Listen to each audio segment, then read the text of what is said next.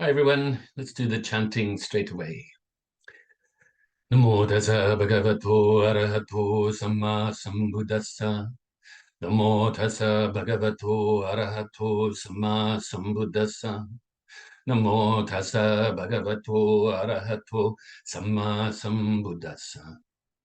Buddham saranam gacchami, dhammam saranam gacchami, sangham saranam gacchami, dutayambi buddham saranam gacchami, dutayambi dhammam saranam gacchami, tadutayambi sangham saranam gacchami, tadayambi buddham saranam gacchami, tadayambi dhammam saranam gacchami, tadayambi sangham saranam gacchami. Namo Buddhaya, Namo Dharmaya, Namo Sanghaya, Namo Buddhaya, Namo Dharmaya, Namo Sanghaya, Namo Buddhaya, Namo Dharmaya, Namo Sanghaya. I take refuge until I am enlightened in the Buddha, the Dharma, and the Sangha. Through the positive potential I create by practicing the 6 paramitas, may I soon attain enlightenment in order to benefit all sentient beings. I take refuge until I am enlightened in the Buddha, the Dharma, and the Sangha. Through the positive potential I create by practicing the 6 paramitas, may I soon attain enlightenment in order to benefit all sentient beings. I take refuge until I am enlightened in the Buddha, the Dharma, and the Sangha. Through the positive potential I create by practicing the 6 paramitas, may I soon attain enlightenment in order to benefit all sentient beings. May all sentient beings have happiness and its causes. May they be free from suffering and its causes. May they never be parted from their happiness beyond suffering. May they abide in equanimity, free of bias, attachment to the near, and aversion from the far. I shall cause this. Great compassionate Buddha, please inspire me to be able to do so. Reverently, I prostrate with my body, speech, and mind, and present clouds of every type of offerings, actual and mentally transformed.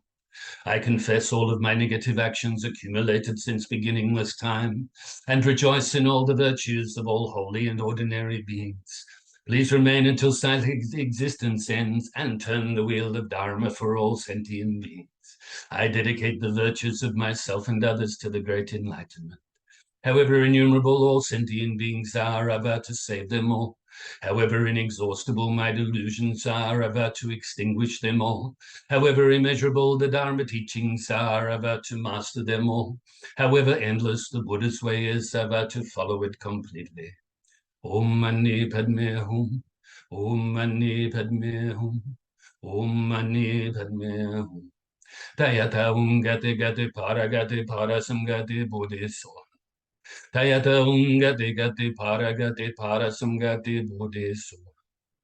Tayata Gati Gati Parasam Gati Bodhiso. So just before we do the meditations, I thought I'd just finish up where we were last week, because I didn't give very much commentary really on the disagreement doesn't have to lead to an argument, even though the commentary in short form, you could say, is already there as the explanation of the initial quote. Okay, so, but I just wanted to add a couple of things. Okay, we don't have to win arguments. We should know that by now, you know. For instance, in the 5th verse, or is it the 4th verse? No, 5th verse of the 8th verse of thought transformation, it says, if others mistreat us with slander, abuse, and so on, we can just give them the victory, you know, accept to defeat ourselves. Don't worry about it, you know. So we don't need to win an argument, even if we're right. So often people have their own opinions, and their opinions get in the way of learning something new, get in the way of knowing the truth, for instance, even if it's just relative truth. You know, we know, for instance, the law of karma. If you think about it, it's based on science, based on investigation, based on analysis, and you come to some understanding, you know the law of cause and effect is real in a relative sense, okay? It's how things come into being as well as disappear from being, and also in the middle they exist for a short period or even a long period. So we know this, but you try to tell someone who doesn't want to understand the law of karma, if it goes against their opinions or their beliefs or whatever, they're not going to, they're going to argue with you. They don't want to learn it. So at that time, we should just not worry about it. Any aspect of the Dharma, for instance, if somebody doesn't want to learn it, or if they're not ready to learn certain things, then they're not going to learn. So what's the point in us talking? Remember that we should speak skillfully when communicating with others. I put that on Facebook today. Okay, so as one of the posts. So just think about the only reason we speak is to communicate with others. Otherwise, so often we're just repeating what it is we already know, and that we want to get across our opinions. And even, like I said, even if we're right, it doesn't have to turn into an argument. We can stay silent, no problem. Silence is the best language sometimes. In fact, all the time. Loving kindness also, expression, you could say, and compassion, expression of wisdom and expression of the still mind, okay, the clear mind. So I just wanted to mention that there's no need to argue, even when we're right, and no need to explain the Dharma even if people aren't ready to understand, or if they don't want to understand. It's okay, all right? So I just wanted to mention that because I didn't, like I said, didn't spend a lot of time on that one, but it's self-explanatory already. And if you want to know more about it, then review last week's class towards the end, okay? So now let's do some meditation. Forget everything I just said about disagreeing or agreeing. Okay, knowing or not knowing, don't worry about it. Let everything go. And bring your mind, or first of all, get comfortable, and then bring your mind inside your body.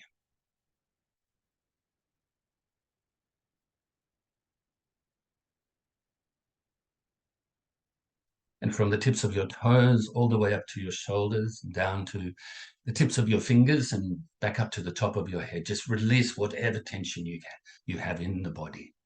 So bring the mind inside the body, starting at the bottom, working your way to the top, and releasing the tension as you go along. Let's take a few moments to do this now.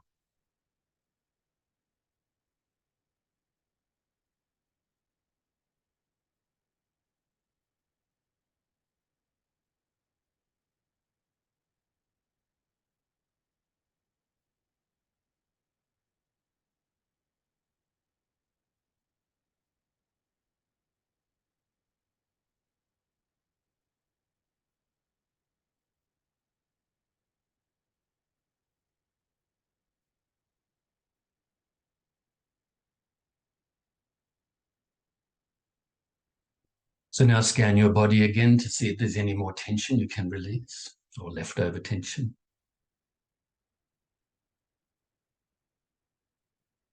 And when you are ready, bring your focus initially to the tip of your nose. And the object of the meditation is placing your mind onto your breath. So the breath, or the feeling of the breath, is the object of the meditation. Place your mind onto your breath as you breathe in your nose all the way into your lungs and then back out your nose again. Try your best to keep your mind seamlessly on your breath.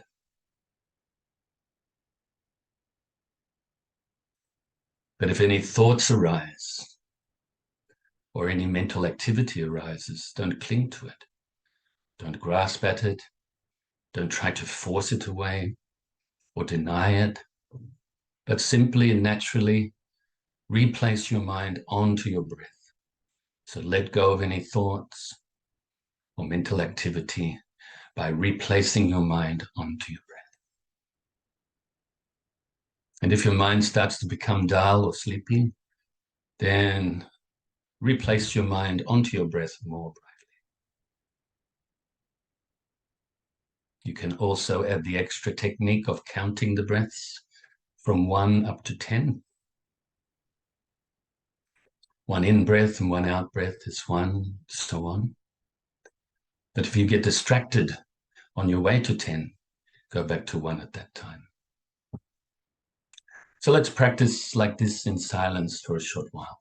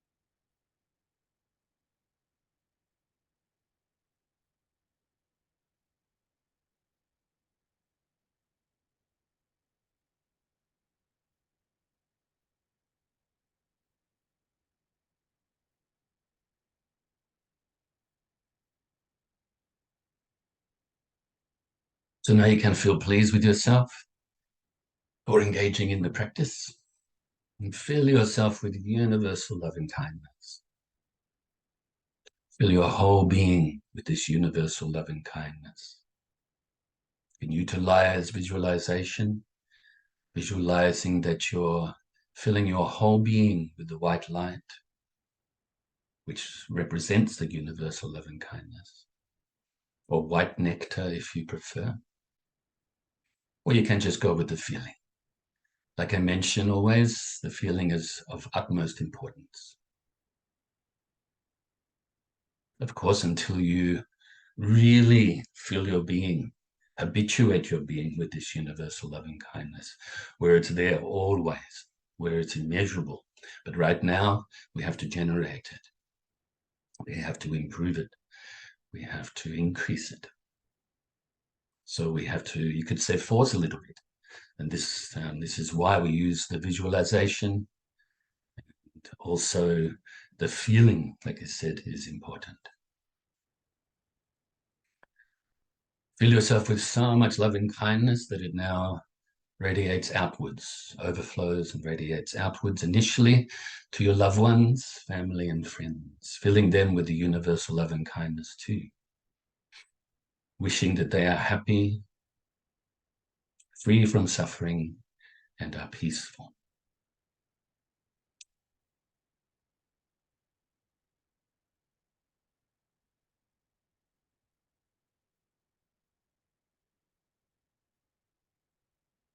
Now also radiate further to include strangers, those people that you know a little bit or not at all, that you're indifferent towards.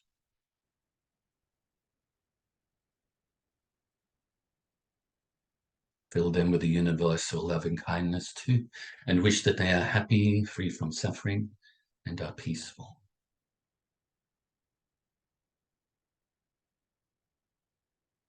Gradually further and further now. Also include those you may regard as enemies. Fill them too with the universal love and kindness.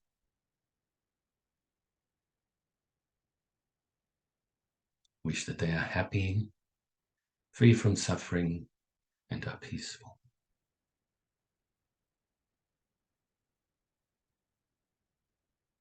May all of these three types of people from our own perspective, may they generate universal love and kindness themselves. May they free their mind from the causes of suffering. May they fill their mind with the causes of happiness and the causes of the path to enlightenment. May they free themselves from inner conflict and outer conflict. May they be peaceful. And now let's radiate further and further distance-wise, starting around your immediate area. Now to all living beings, not just people. Those living beings that live in the waters, on the land, under the land, fly through the air. Born from wombs, from eggs, from moisture, through transformation. All sentient beings, all beings with a mind. That's what sentient beings means, a feeling being, with emotions, with mental activities,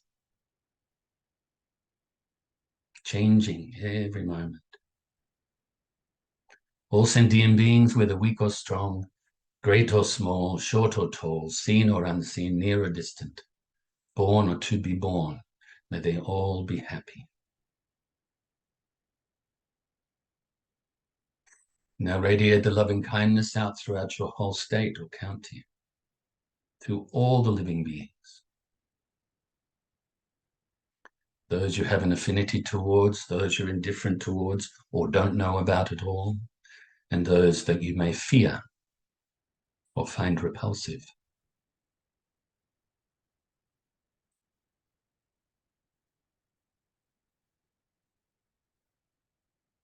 Now throughout all of the states throughout your country,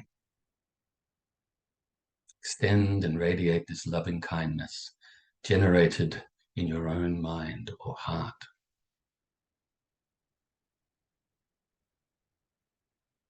Imagine that you are freeing the beings from their sufferings and helping them to cause the happiness and the path to enlightenment and cause peace for themselves. Imagine that they are peaceful, that they are happy. And throughout other countries too, those you have an affinity towards, those you're indifferent towards, and those that you may have some negative feelings towards, until your loving kindness pervades throughout all of the lands, the countries on this planet, and throughout the oceans too, all of the waterways, right to the core of the earth and to the outermost atmosphere.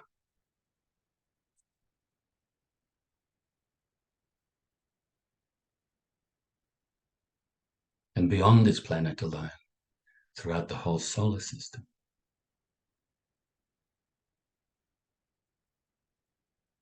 Throughout the whole galaxy. And throughout the whole universe and beyond. Until your loving kindness pervades throughout infinite space.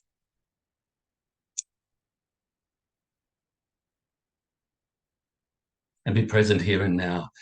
And we will recite the dedication prayer. Due to this merit, may I soon attain the enlightened state of the Buddha, so that I may be able to liberate all sentient beings from their suffering. May the precious body, Chitta, not yet born, arise and grow. May that born have no decline, but increase forevermore. And may the precious view of Shunyata, not yet born, arise and grow. May that born have no decline, but increase forevermore.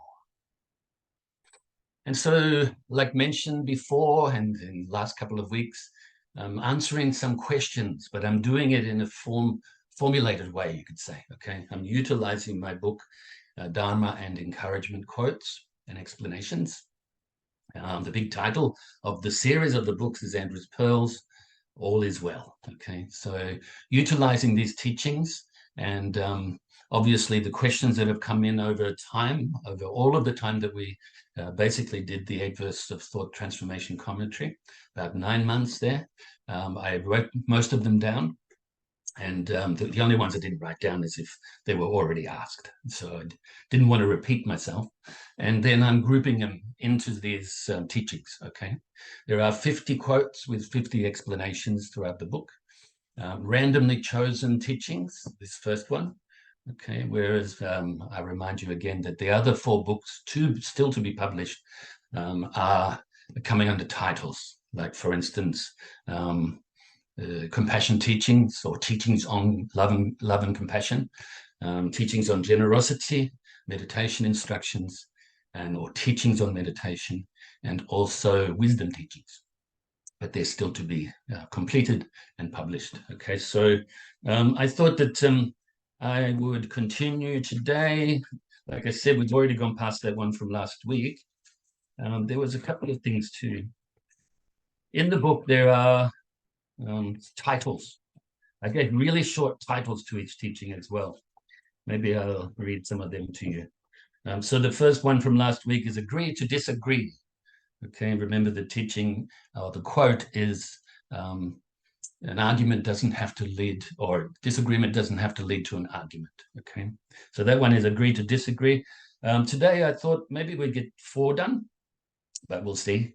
The first one is Perfect Place. Second one is Student. Next one is Happiness and Suffering. And the next one is Aggression. So I thought we'd cover those 4. Pretty sure we'll be able to get through them today, if not more. Okay, so I read to you and then explain if I need to. Reading glasses, here we go. They're a bit cleaner today, which is good. I cleaned them just before class. A so-called perfect place to practice Dharma is determined by our own perception. So just to explain that, we perceive things according to our experiences, our level of wisdom, for instance, our compassion, how open our mind is, how closed our mind is, and all of these intermingling, okay? So, and what mood we're in at any particular time and place. We perceive things, like I've said before, so sometimes our perception of things is very limited. In fact, it is limited all the time, not enlightened yet, okay? So, so we think of different places to practice from our own perspective, okay? Our own perception. So, for instance, you may like temples. You may like Thai temples. You may like Vietnamese temples. You may like a Western temple, if there are such things. Okay, you may not like temples. You may prefer to go under a tree. You may prefer to go to the beach. You may prefer one of the rooms in your house. You know, you may like the garage. You may like your own backyard or the park. Okay, so it's determined by our own perception. But what I'm about to explain to you is that we need to start to train our mind to practice anywhere and everywhere and all of the time. Doesn't have to be formal sitting meditation. Doesn't have to be, you know, it's the thinking, oh, Eightfold Path, you know, Four Noble Truths. We don't have to think like that. Maybe we've absorbed our mind already to a certain degree with these teachings. So then we can actually just practice in whatever it is that we're engaging in at that time and wherever we are, okay? So the explanation says, many monasteries, temples, and Dharma centers have been established throughout the world. with the intention to provide suitable locations to learn, practice, and share the Buddha Dharma, and to enable practitioners to have access to suitable and supportive environments to develop and practice morality, meditation, and wisdom, to perfect the paramitas. However, it is imperative for all Buddhist practitioners to realize that we must, to the very best of our ability, practice the Dharma consistently and constantly, anywhere, anytime. Through consistent and constant practice, we will realize that everywhere and anytime is the perfect place and time to practice Dharma. So that's an important point. He says through consistent practice, we learn to practice all the time. Constant practice helps us to then practice naturally. We don't even have to think about it after some time. You know, we have gathered so much momentum in our practice that it starts to become very easy for us. It's not a burden anymore. We don't even have to try, like mentioned. Okay, so just a couple of points there that there are many places around the world, you know, in different places. Of course, some places there are none, but a lot of places around the world there are monasteries, temples, and Dharma centers of certain types, you know, certain traditions, Theravada ones, Mahayana ones, Vajrayana ones. Okay, some of them cater to the people in the country where they are, but some catering only to their own communities, depending on their focus, depending on how many people they have to look after, and so on, okay? And of course, these Dharma centers, really, I've mentioned this before, really should try their best to engage with the community as well, if possible. Now, of course, if they're a retreat center, maybe different. Maybe they can invite people to go to the retreat center, but actually still engage in charitable services with the community, even if it's from a distance, and share the Dharma in whichever way you can, you know. These Dharma centers also should be giving teachings and also meditation instructions, meditation sessions, all of the practices that the Buddha taught. And whatever practice you practice within your tradition and what is suitable for you and for the group, you should put these into practice. You should share the Dharma to the best of your ability. So I say that, okay? These temples and these centers, monasteries, are places where the practitioners have access to suitable and supportive environments. You know, also maybe libraries. The temple should have libraries so they can give away free books. If they have to buy the books and don't have the funds, they can sell the books, obviously. But if we can give the Dharma away for free as much as possible, don't even ask for donations. Don't even ask for this, that, or the other, and you will receive. You know, so this is the way I look at it. Okay, I think it's wonderful within Buddhism that we do the dana, you know, the giving of donations, the giving of food, the giving of clothing, and things like that. I think it's wonderful traditions and good practice, you know, for instance, say the monastics receiving the donations or the temples receiving the donations, they can learn to be more humble, more modest, and give up their ego, you know, give up the desire to receive things and to be donated to, but also the people that are making the donations, giving the donations, they can actually give up attachment to their things, to their self, and actually give away things. The more generous we are, the less self-centered we are, the less greedy we are, okay? So I think that'll do for that one. And so maybe the next one, how are we doing for time? I think maybe it hasn't done 10 minutes yet, so that's good. Okay, so maybe I can look on the screen, and are you happy with that, or would you like more explanation? Yeah, thumbs up, it's all good. Okay. The next one is a big one, actually. A student is a future teacher.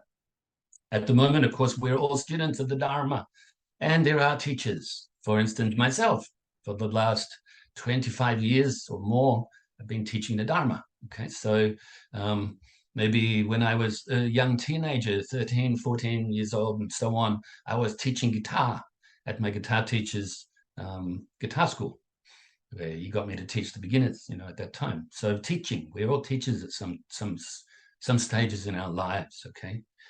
So even if we're not formally teachers, we are sharing the Dharma, for instance, through our actions, through our words, and through our restraint, through our, recognizing if we have some unwholesome thoughts and then letting them go, sort of practicing the great effort to release the unwholesomeness from the mind, okay, and engage in only wholesome thoughts and mental activities. All right, so this is like teaching others as well. Okay, so but if you look at it from a very black and white point of view right now, there's the student, and if the student learns the Dharma well, because I'm speaking specifically about Dharma now, then they eventually will become a teacher, like for sure. Okay, could be in a future life, who knows? Okay, so a student of the Dharma learns the methods taught by the Buddha and how to correctly practice these methods by referring to the Buddha's teachings recorded in the Tripitaka, or three collections, and by listening to, studying, and reflecting and meditating on these teachings, as well as the commentaries and explanations of the teachings given by authentic Dharma teachers. Maintaining a pure intention, clearly learning and understanding the methods to be put into practice, and enthusiastically making the effort to practice, the student establishes inferential knowledge. With consistent and constant study, contemplation, and practice, the student progresses to indirect knowledge and eventually to direct experiential knowledge. When the student's knowledge and practice of the Dharma is sound, they are able to teach through their actions and words, whether this be through formally giving Dharma talks and instructions, or by simply engaging with others in a peaceful, caring, and meaningful way. Hence, the sincere student becomes the teacher. Actually, in one way or another, we are all students and we are all teachers. I think you can agree with that, yeah? Sometimes to ourselves, we're our own student and we're our own teacher.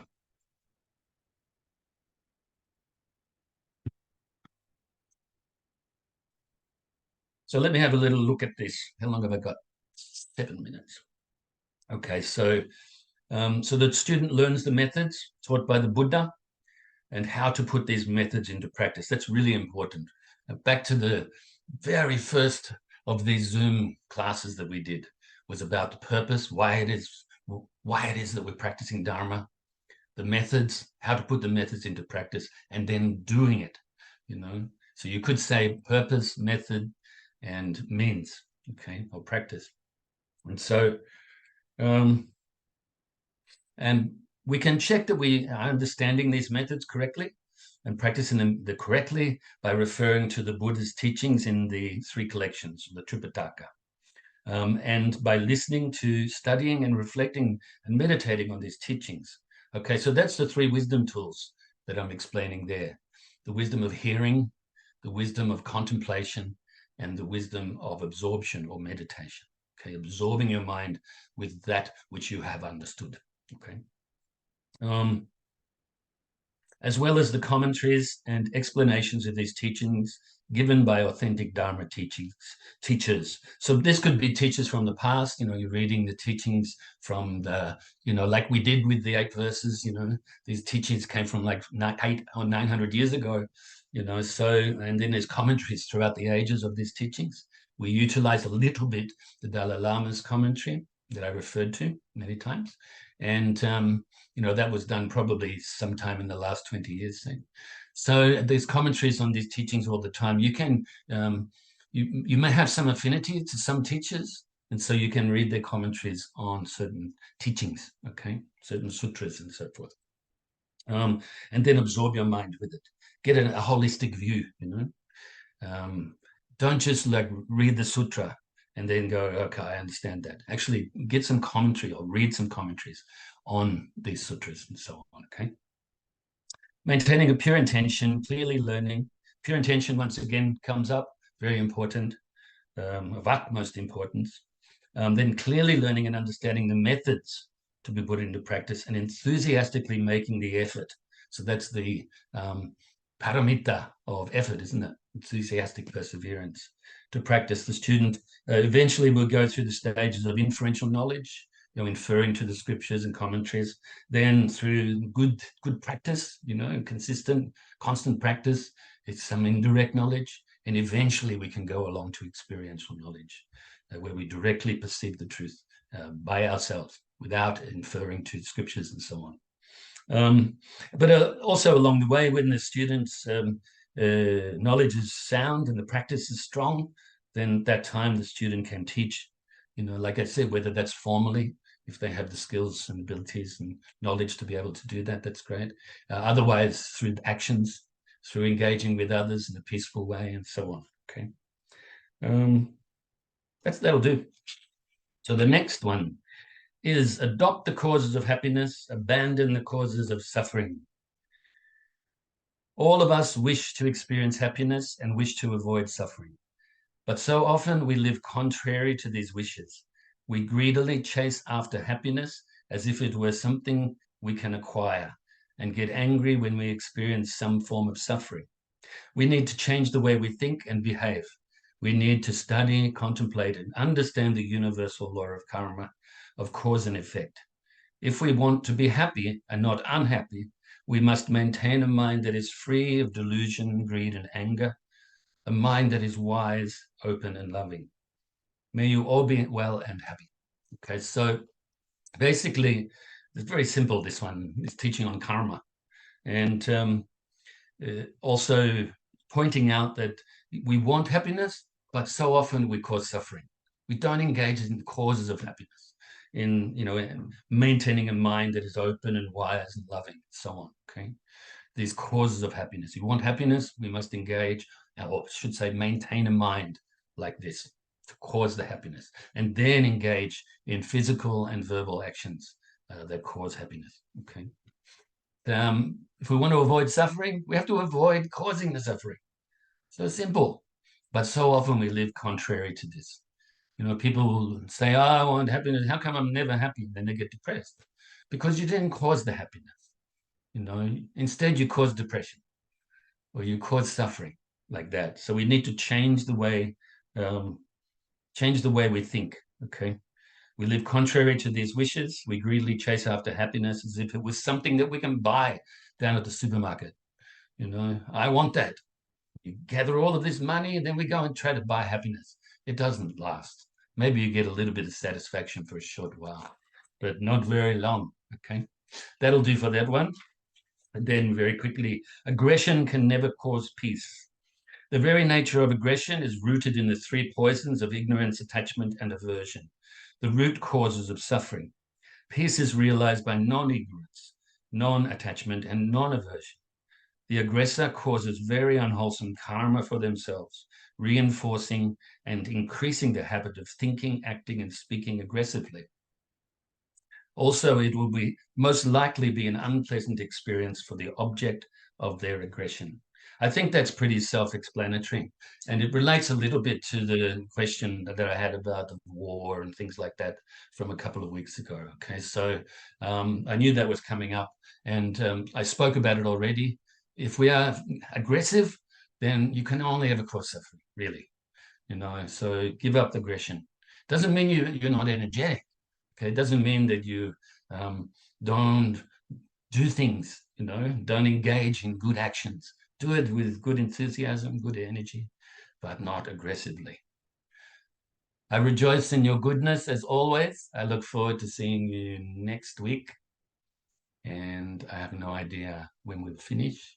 So I'll say now, Namo Buddhaya, Namo Dharmaya, Namo Sanghaya.